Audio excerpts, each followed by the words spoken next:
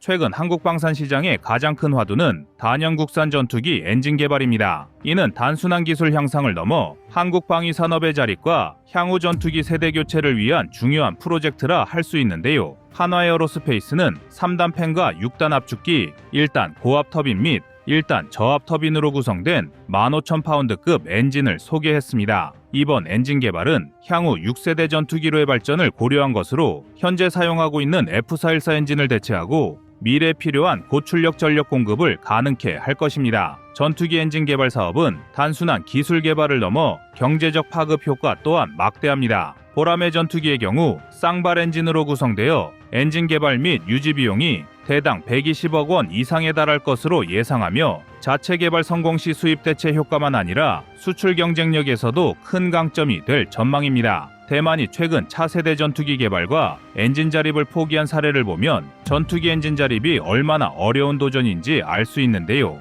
그래서 준비했습니다. 오늘은 서서히 윤곽이 드러나고 있는 한국산 전투기 엔진의 개발 상황에 대해 자세히 알아보겠습니다. 여러분의 구독과 좋아요가 꺼리튜브 운영에 많은 힘이 됩니다.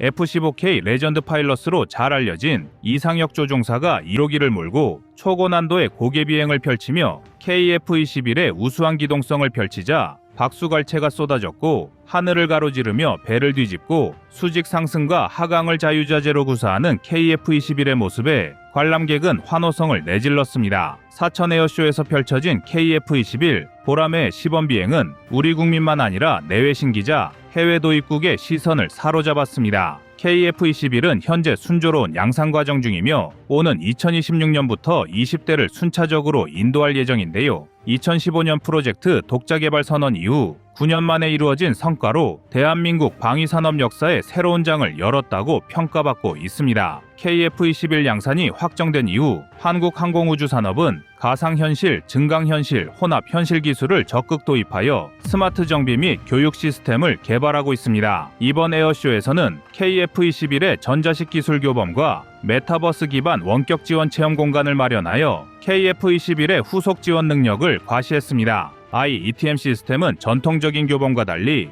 복잡한 정비 절차와 시스템 구조를 쉽게 전달할 수 있는 최첨단 디지털 교범입니다. VR 고글을 통해 항공기 내부 부품을 자세히 살펴보는 체험이 가능하며 이러한 기술 덕분에 KF-21을 해외에서도 원격으로 정비할 수 있습니다. 더 이상 한국으로 항공기를 이송할 필요 없이 원격으로 유지보수를 수행할 수 있어 효율성이 크게 높아질 전망입니다. 이는 방산 수출에서도 필수적인 기술로 폴란드와 같은 FA50 도입국도 큰 관심을 보이고 있습니다. 이번 사천 에어쇼에서 주목받은 또 다른 포인트는 KF-21에 탑재될 국산 유도 무기와 엔진입니다. LIGN-X1은 한국형 GPS 유도 폭탄과 장거리 공대지 유도 미사일 천룡을 소개했으며 특히 천룡은 49m 길이의 강력한 무기 체계를 자랑합니다. 이러한 유도 무기는 지하 벙커나 주요 시설을 초토화할 수 있는 능력을 갖추고 있어 실전 배치 시 KF-21의 치명적인 무장으로 자리 잡을 것입니다. 이로 인해 천룡은 보라매의 발톱이라는 별칭으로 불리며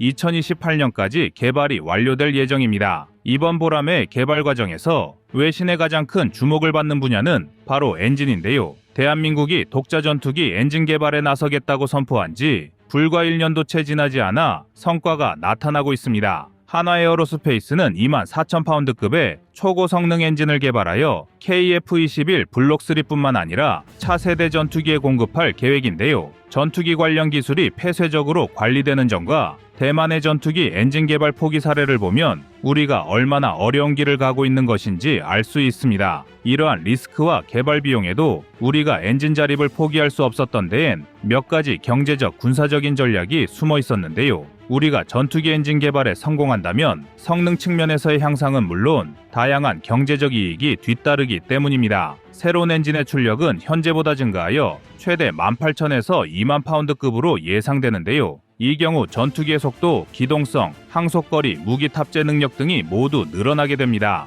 이는 다양한 전술 상황에서 더 유연하게 대응할 수 있으며 작전 범위와 효과를 확대하는 중요한 효과도 거둘 수 있습니다. 둘째, 독자 엔진을 사용하게 되면 우리 군의 전술적 요구에 맞춰 엔진을 최적화할 수 있습니다. 셋째, 국산 엔진은 유지 보수와 수리 작업을 국내에서 직접 처리할 수 있게 하여 신속한 대응과 비용 절감을 가능하게 합니다. 이는 전투기의 가동률을 높이고 전반적인 운용 효율성을 향상하기 때문에 더 적은 예산으로 더 많은 전투기를 운용할 수 있는 장점이 됩니다. 우리가 목표로 한 18,000에서 2만 파운드급 엔진의 성능은 세계 최강의 전투기로 꼽히는 F-22 랩터와 F-35A 전투기의 엔진의 성능에 필적하는 것으로 알려져 있습니다. KF-21에 탑재될 F-414G 400K 엔진은 최대 추력 18,000파운드를 제공하며 이는 전투기의 고속 기동성과 뛰어난 상승 능력을 보장할 뿐만 아니라 고효율 터보팬 기술로 인해 긴 항속거리와 장시간 비행이 가능하며 다양한 공중 기동을 빠르고 유연하게 수행할 수 있는데요.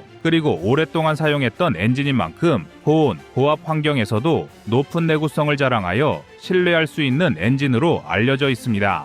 그래서 대한민국이 목표로 하는 엔진이 현재 KF-21에 탑재된 F-414G 400K급과 동일하거나 약간 상회하는 엔진으로 목표를 설정한 것입니다. 하지만 기체의 형상학 구조와 세부 성능 재원이 다르기 때문에 절대적인 비교는 어렵지만 우리가 개발할 18,000에서 2만 파운드급 엔진을 장착한 전투기를 보면 그 성능을 대략적으로 알 수 있습니다. 그리고 또 먼저 알아야 할 게 있는데요. 바로 추중대중 량비와 익면하중입니다. 먼저 전투기의 추중대중 량비는 엔진의 추력대 중량 비율을 나타내는 단어인데 이는 전투기 성능의 중요한 지표 중 하나입니다. 추중비가 높을수록 전투기는 더 빠르게 가속하고 더 날렵하게 기동할 수 있습니다. 예를 들어 추중비가 1 이상인 전투기는 수직으로 상승할 수 있습니다. 더 쉽게 말해 추중비가 매우 중요한 요소라고 평가할 수 있는데요. 높은 추중비는 전투기가 적의 공격을 회피하거나 신속히 대응할 수 있는 능력을 제공하며 공중전에서의 우위를 점하는 데 중요한 역할을 합니다. 또한 전투기가 더 많은 무기와 연료를 탑재하고도 기동성을 유지할 수 있게 하여 작전 범위와 지속 시간을 확장하는 데 기여합니다. KF-21과 유사한 엔진을 장착한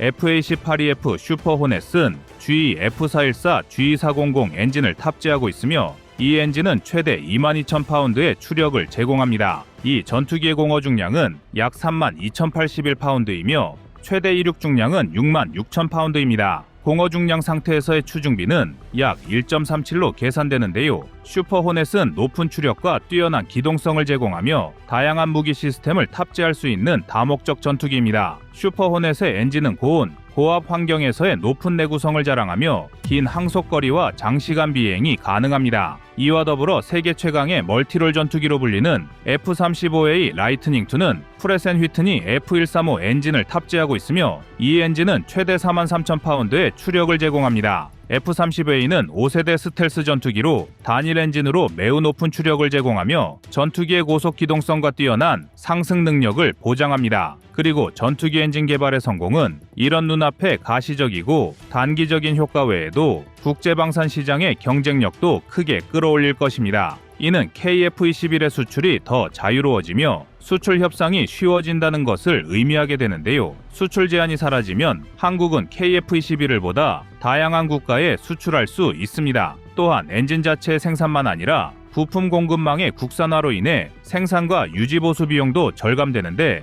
이는 KF-21의 가격 경쟁력을 높이며 국제시장에서 더욱 매력적인 선택지가 될 수 있습니다. 그리고 이 엔진은 KF-21의 지속적인 성능 업그레이드를 가능하게 하여 KF-21이 4.5세대를 넘어 5세대와 6세대에 이르는 전투기로 개량될 수 있는 잠재력을 제공합니다. LIG X1과 한화에어로스페이스가 공급하는 무장과 엔진은 국산화된 기술로 개발되었으며 이는 자주 국방의 중요한 밑거름이 될 것입니다. 국산화된 부품의 유지 보수는 국내 엔지니어가 신속하게 처리할 수 있어 외산 부품 의존 시 발생하는 공백 없이 안정적인 전력 운용이 가능합니다. 사천에어쇼는 단순한 전시회를 넘어 글로벌 시장에서 우리 방산 기업의 경쟁력을 입증하는 무대가 되었습니다. 카이는 T-50 계열과 KT-1 훈련기, 소형 무장 헬기의 시범 비행을 통해 기술력을 뽐냈는데요. 카이는 유무인 복합 체계를 탑재한 차세대 공중 전투 체계를 공개하며 향후 방산 사업의 혁신을 예고했습니다. 이와 더불어 경상남도 사천시 공군과 협력해 사천에어쇼를 세계적 수준의 우주항공방산 전시회로 확장해 나가겠다는 계획도 밝혔습니다. KF-21의 등장과 함께 한국의 방위 산업은 자주 국방을 향해 거침없이 나아가고 있습니다. 더구나 국내 방산 기업들이 개발한 최첨단 무기 체계와 엔진은 KF-21의 성능을 세계 최정상급으로 끌어올릴 텐데요. KF-21의 성공적인 양산과 운용은 더 이상 한강의 기적에 머무르지 않고 한반도의 자주 국방 시대를 열어나가고 있음을 증명하는 것이라 할 수 있습니다. 여러분의 구독과 좋아요가 꺼리튜브 운영에 많은 힘이 됩니다. 다음은 24년 9월 17일 첨단 항공엔진 영상입니다. 한국의 항공엔진 국산화율은 기존 40%로 알려져 왔습니다. 이에 관련자들은 물론 대다수 국민은 안도하며 한국이 항공엔진 기술을 빠르게 발전시키고 있다고 생각했습니다. 그러나 최근 한 국방부 관계자의 발언으로 인해 충격적인 진실이 밝혀졌습니다. 한국의 항공엔진 국산화율이 사실은 20%에 불과하다는 것이 드러난 것인데요. 이것이 사실이라면 KF-21 체계 개발 계약 당시 한화에어로스페이스가 제시한 목표치가 정부 기준으로는 17%였으니 10년이 넘는 시간 동안 우리 기술진은 허송세월한 것이나 마찬가지였습니다. 국내외 방산업계가 공인된 수치로 받아들였던 기존 40%라는 숫자의 의미는 KF-21 보라매 전투기 개발 과정에서 한국이 독자적인 항공엔진 개발에 얼마나 앞서 있는지를 자랑하는 중요한 수치로 사용되었습니다. 하지만 이 수치가 잘못된 것으로 밝혀지면서 한국 항공엔진 개발의 신뢰도와 관련한 큰 파문이 일고 있는 것인데요. 여기엔 중요한 오해가 한 가지 있습니다. 최근까지 엔진을 담당했던 한화에어로스페이스는 정부 기준 목표치로 22%의 국산화율을 달성했다고 밝혔는데 국내외 언론이 이를 받아 적고 보도하는 과정에서 국산화율이 부풀려진 것입니다. 그렇다고 해서 국방부와 제작사의 책임이 없는 것은 아닙니다. 이들은 과장된 수치를 방관함으로써 한국산 전투기 엔진의 미래까지 불투명해졌다는 비판까지 나오고 있습니다. 전술했듯 엔진 기술력은 항공기의 성능을 좌우하는 핵심 요소 중 하나로 엔진 국산화가 제대로 이루어지지 않는다면 한국산 전투기의 세계 시장 진출은 큰 제약을 받을 수밖에 없습니다. 또한 전투기 엔진의 독립적인 개발이 없으면 향후 더 발전된 전투기, 예를 들어 5세대 스텔스 전투기의 개발에도 상당한 차질을 빚을 수 있습니다. 이러한 이유로 현재 방산 전문가들과 언론에서는 한국의 항공엔진 독립은 불가능한 꿈인가라는 의문을 제기하고 있습니다. 국산화율이 20%에 불과한 상황에서 엔진 개발이 성공할 수 있을지에 대한 의구심이 커지고 있으며 이에 따라 방위 산업의 미래까지 불확실해졌다는 비관적인 전망도 나오고 있습니다. 그러나 비록 국산화율이 낮다는 사실이 드러났지만 항공엔진은 한국 방위 산업의 미래를 위해 반드시 도전해야 할 분야임엔 확실합니다. 대한민국 군사기술력에 대한 국제 무대의 시각은 KF-21 보람의 이전과 이후로 나뉜다 해도 과언이 아닙니다. 2013년 탐색 연구가 끝나고 KF-21 개발을 위해 로키드 마틴과 컨소시엄을 체결했을 때 미국의 개발진들은 대한민국의 도전을 비웃기 바빴습니다. 그도 그럴 게 당시 대한민국은 KF-16 전투기 140대를 라이선스 생산한 것이 전투기 생산 경험의 전부였습니다. 물론 그 이후에 기본 훈련용 프롭기였던 KT-1 웅비를 개발했고 TO-10 양산까지 성공했지만 세계적 수준과 비교했을 때 겨우 걸음마를 뗀 수준이었습니다. 더구나 라이선스 생산과 훈련기 개발은 초음속 전투기 개발과는 기술 난이도부터 하늘과 땅 차이였습니다. 때문에 한국에 파견 나온 미국 개발진들조차도 하룻 강아지범 무서운 줄 모른다는 표현까지 쓰곤 했는데요. 그러나 이들은 언제나 무모한 도전에 성공해온 대한민국의 저력을 무시하고 있었습니다. 현재 신흥방산 강국으로 떠오른 한국은 방산 시장 점유율 세계 9위란 자리가 어울리지 않을 정도로 세계 시장에서 큰 파이를 차지하고 있습니다. 모두가 불가능하다고 장담했던 KF-21 보라매의 개발에 성공했으며 현재는 4.5세대 전투기를 구성하는 에이사 레이더, 적외선 탐색 추적 장비 IRST, 전자광학 표적 획득 및 추적 장비 EOTGP, 전자파 방해 장비 RF 제머 등 핵심 장비의 대부분을 국산화하는 데까지 성공했습니다. 그런데 이런 대한민국도 아직 유일하게 성공하지 못한 분야가 있습니다. 바로 전투기 엔진입니다. 항공 엔진 기술은 전투기, 헬리콥터, 드론 등 군사용 항공기뿐만 아니라 민간 항공기에도 적용되는 핵심 기술입니다. 따라서 이를 성공적으로 개발하게 되면 방위 산업뿐만 아니라 한국 항공산업 전반에도 큰 변화를 가져올 수 있습니다. 과거 KF-21 보라매 전투기에 장착된 G의 F414 엔진이 외국산이라는 점에서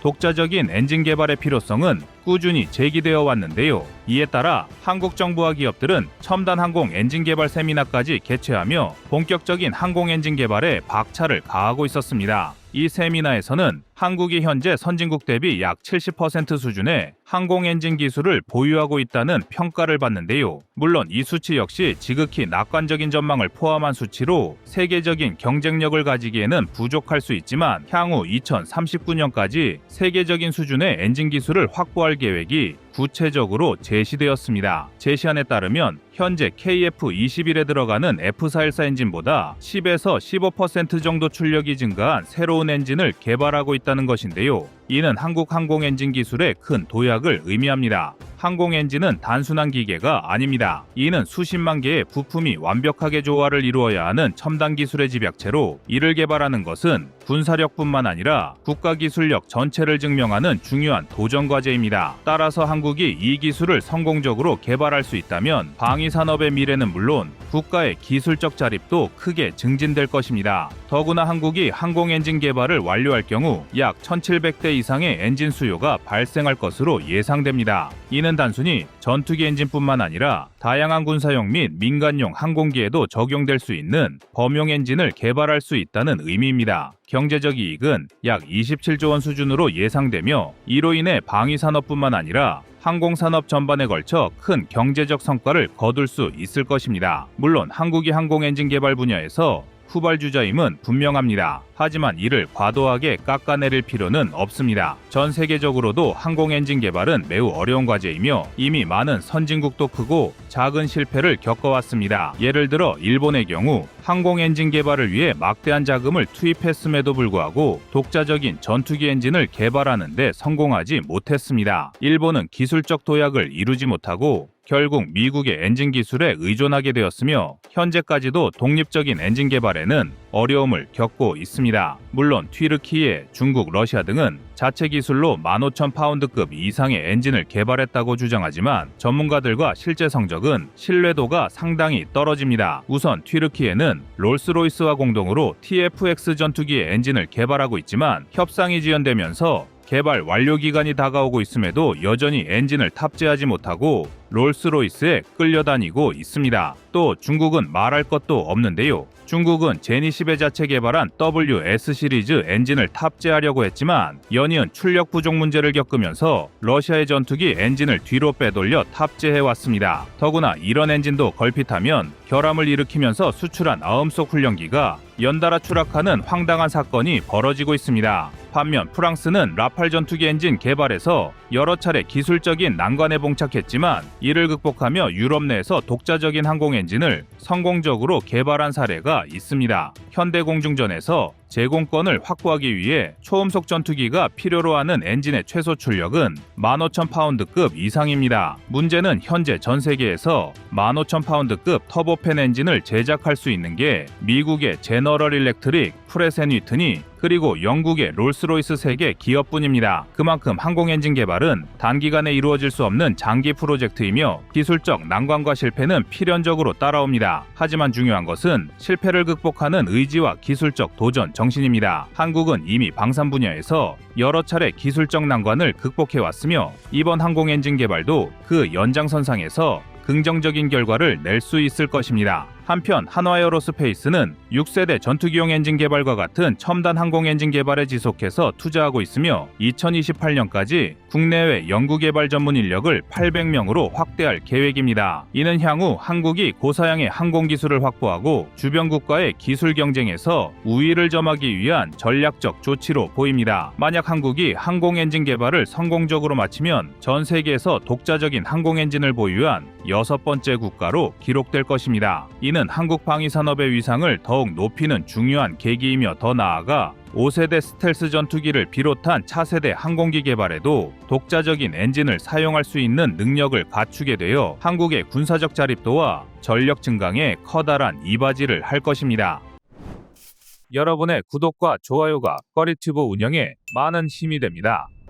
다음은 24년 9월 19일 대만 전투기 추락 영상입니다. 단순한 사고였고 인명피해도 없었지만 그 여파는 매우 컸습니다. 대만은 전투기가 바다에 추락한 지 하루 만인 수요일에 프랑스산 미라주 2000 편대 전체를 운항 중단시켰습니다. 그도 그럴 것이 이번 추락 사고는 대만 공군이 1997년에 미라주 전투기 60대를 인수한 이래 미라주 2000과 관련된 9번째 피해 사고로 대만이 미라주 2000을 도입한 30년 역사 동안 전투기 7대가 추락했고 조종사 5명이 사망하고 8명이 부상을 입는 등 크고 작은 사고가 끊이지 않았습니다. 올해 5월 초 정권을 잡은 라이 총통과 대만 정부는 대만 해협을 둘러싼 긴장 속에서 정기적인 군사훈련을 실시해 왔습니다. 이번 사고를 일으킨 사고 역시 정기적 군사훈련 중에 발생했는데요. 당국은 추락 사고가 신주현 북서쪽의 타이완 해협 해역에서 발생했다고 밝혔으며 구조된 조종사는 현재 양호한 상태로 병원 치료를 받고 있는 것으로 대만 언론은 보도하고 있습니다. 수요일에 타이중의 한 병원에서 조종사 셰페이 신데이를 방문한 대만 총통은 국방부가 추락 사고에 대해 조사하고 원인이 확인되면 대중에게 발표할 것이라고 말했습니다. 그러나 빈번한 전투기 사고로 대만 국민들에게 큰 불안감을 조성하고 있으며 군사력 유지에 심각한 의문을 던지고 있습니다. 대만의 전투기 추락 사고는 끊이지 않고 있으며 그 원인으로 노후화된 기체가 자주 언급됩니다. 이번 사고의 주인공 4세대 다목적 초음속 제트기인 미라주 2000은 프랑스 다소에서 개발한 다목적 전투기로 1978년 첫 비행을 했고 1984년부터 프랑스 공군에 실전 배치되었습니다. 이 전투기는 공대공 및 공대지 임무를 수행할 수 있는 다목적 전투기로 뛰어난 기동성과 현대적인 전자장비를 갖춘 점에서 높은 평가를 받고 있습니다. 미라주 2000은 설계에서부터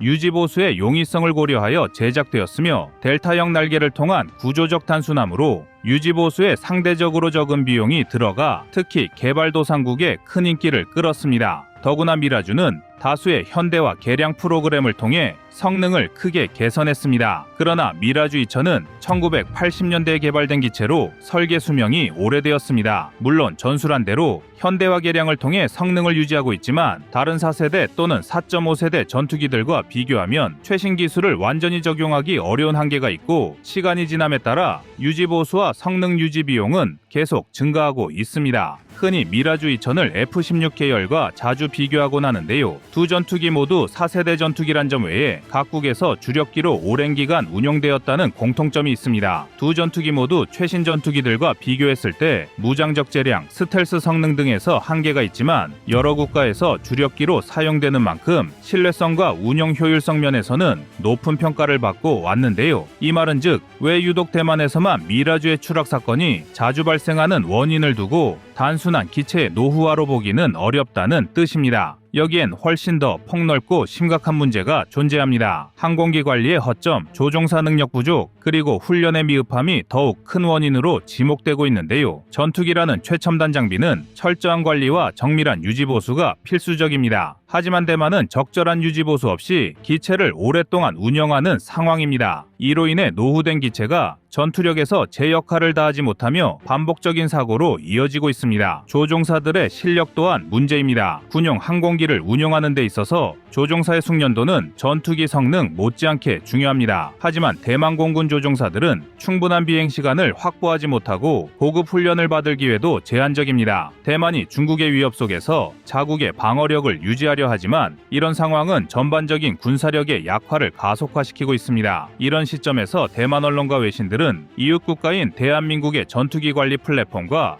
조종사 양성 시스템을 주목하고 있습니다. 대한민국은 세계 최정상급 훈련기를 보유하며 항공기 유지 관리와 조종사 훈련에서 확실한 장점을 보이고 있습니다. 그리고 당연히 그 중심에는 명품 고등 훈련기인 TO-10이 자리 잡고 있습니다. 꾸준히 전쟁에 대비해온 대한민국의 항공전력은 전 세계가 주목하는 수준으로 발전해 왔는데요. 여기엔 단순히 항공전력의 업그레이드와 전투기 개발 기술의 발전 외에도 세계 각국에서 그 성능을 인정받은 고등훈련기 TO-10의 존재가 있기에 가능한 일이었습니다. TO-10은 단순한 훈련기가 아니라 실전용 전투기와 유사한 성능을 갖춘 고급 훈련 플랫폼입니다. 이를 통해 대한민국 공군은 뛰어난 조종사를 양성할 수 있는 토대를 마련했으며 다른 나라들과 비교할 수 없는 수준의 항공력 발전을 이뤄내고 있습니다.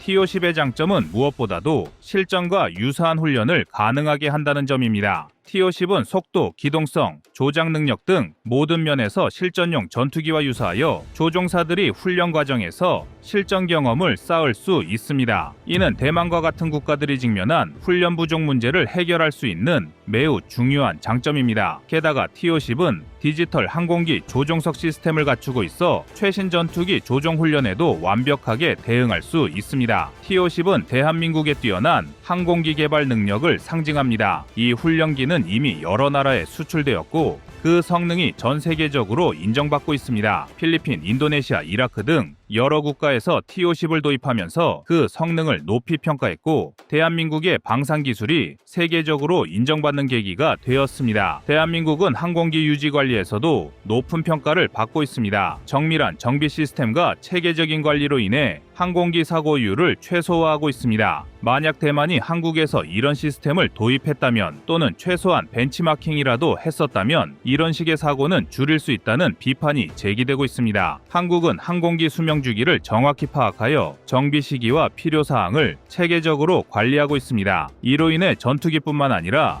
훈련기까지도 오랜 기간 높은 성능을 유지할 수 있습니다. 반면 대만의 관리부실은 추락 사고로 직결되고 있는데요. 전투기의 유지 보수를 포함한 일련의 과정이 전력 유지에 얼마나 큰 비중을 차지하는지 여실히 보여주는 증거라 할 수 있습니다. 대만의 경우 예산 부족과 인력 부족을 핑계로 이런 과제를 차일피일 미뤄온 것인데요. 사실 전투기 도입은 돈으로 해결되는 문제지만 조종사의 양성이나 유지 관리 시스템은 결코 하루아침에 이뤄낼 수 없는 문제이고 이는 결국 전투기와 조종사의 안전을 위협하는 큰 요인이 되고 있습니다.